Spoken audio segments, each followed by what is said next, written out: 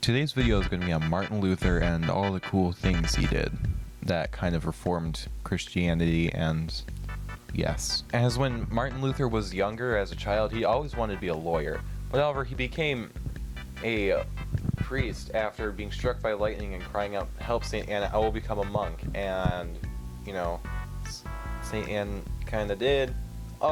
So he became a monk and went through all the traditions and kind of hated it, like a lot.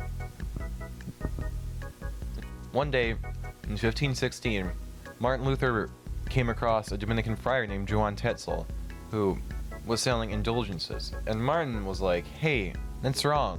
Stop that." And Tetzel was like, Nah, I'm not going to." Martin was like, "Yeah, do it. Do it." On the 31st of October, Martin Luther wrote to the bishop of all of the issues about indulgences, and then he eventually drafted that out into the 95 Theses. Nobody really knew if he had nailed them to the door of the Wittenberg Cathedral, because, you know, like Lady Godiva, that's just a general folklore thing that is neither true nor false. There's no proper account of it.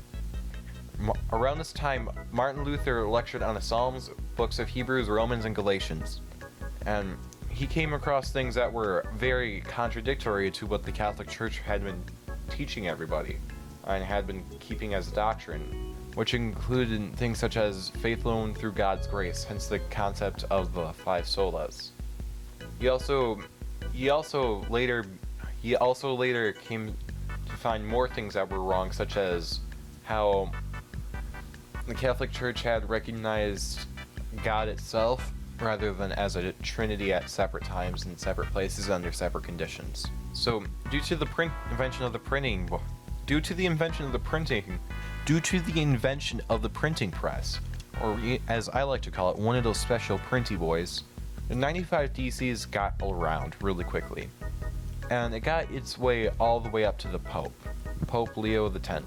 And although he already knew that as being a pope he would have to deal with people who were wanting to reform and change the church, he wanted to shut Martin Luther up just like he did with everybody else.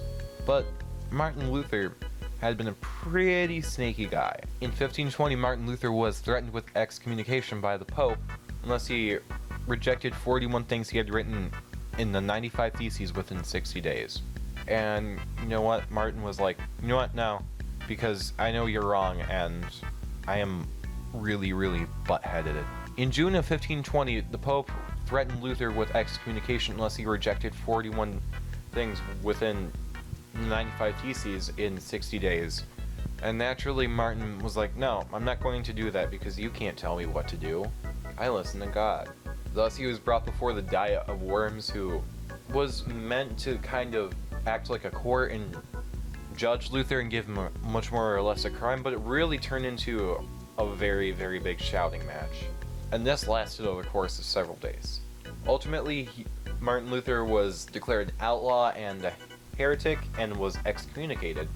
And they also granted anybody permission to kill or arrest Luther. At this time, Martin Luther had been snuck into, because of some people who wanted Martin Luther dead, he escaped to Wartburg Castle, owned by Frederick III. At this time, Martin Luther had finished translating New Testament into German, and again, around this time, after being excommunicated, Martin Luther had been taken into refuge at Wartburg Castle by Frederick III. He also had translated the New Testament in this building into German. Due to, one of those printy boys, it got sent around everywhere. Eventually, Martin Luther made a really scraggly and scrawny look for himself and snuck his way back into Wittenberg. This was during the time of the German Peasants' War, which was a huge time of unsettlement. Martin Luther also had married a former nun who he had freed from a Cistercian convent in April 1523, and he reportedly had been very happy with the marriage since, it was very patriarchal, and his wife did everything to really please him. Around this time as well, he had begun to organize his own church, since, he didn't like the Catholic Church and they kind of kicked him out. He had put together several books like the Large and Small Catechism, which were meant to teach the faith. The Large Catechism essentially being a how to do this manual for pastors and teachers and everybody else. And the Small Catechism, which is the huge elaborated study book for all the students and the newcomers to the religion. Not long after Martin Luther had translated the Bible, around this time with help from his colleagues, Martin Luther had translated the Bible into High German, Low German, and the language of the Netherlands. These Bibles would become known as the Luther Bible, since most Bibles at the time were usually in Latin, and that was clearly not spoken by Germanic people. He also as well had written out a huge hymnal of just general popular tunes and tunes and lyrics he had come up with, which were mostly meant to emphasize his beliefs and teachings. After Martin Luther had grown into his final few years, his health really, really quickly went downhill. He had cataracts in his eyes, tinnitus, and could not stand up or look around and eat, and he kept passing kidney and bladder stones, so that made it a lot worse. Nobody knows if these were all symptoms of an exact disease or if he was really unlucky. At age 62, Martin Luther had a stroke and died shortly afterwards.